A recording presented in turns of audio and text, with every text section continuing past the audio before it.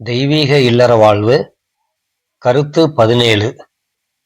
திருமணம் என்பது குடும்ப கூட்டுறவு ஆகும். கணவர் மட்டுமல்ல, அவரது தந்தை, தாய், சகோதர சகோதரிகளை உள்ளடக்கியதாகும். ஒரு திருமணம்னா அந்த குடும்பத்திற்கு வரக்கூடிய மணப்பெண், அவங்க அந்த கணவரை மட்டும் கருத்துல எடுத்துக்க கூடாது. அவங்கள சுற்றியுள்ள அவங்க அப்பா, அம்மா, தம்பி, தங்கச்சி, அவங்க மேலேயும் நீங்க உங்களோட கவனத்தை செலுத்தணும். எதனாலனா, தன்னுடைய துணையான கணவரை சுற்றி உள்ள அந்த இரும்பு செயின், அதாவது அவங்க எல்லாமே அவங்களுக்கு பாதுகாப்பா உள்ள ஆட்கள்.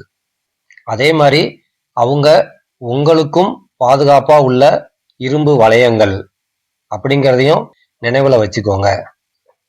கணவர் குடும்பத்துல உள்ள எல்லாருமே உங்களையும் அவங்கள ஒருத்தரா தான் நினைப்பாங்க. அதனால அவங்க கூட நீங்க அன்பா இருக்கும்போது அவங்களும் உங்களுக்கு ஒரு பாதுகாப்பு வளையமா இருப்பாங்க. எப்போதுமே ஒரு குடும்பத்துல உள்ளவங்க எல்லாம் எப்படின்னா, நம்ம அன்பா அரவணைச்சோம்னா அவங்க எல்லாருமே நமக்கு ஒரு பாதுகாப்பு வளையமா செயல்படுவாங்க.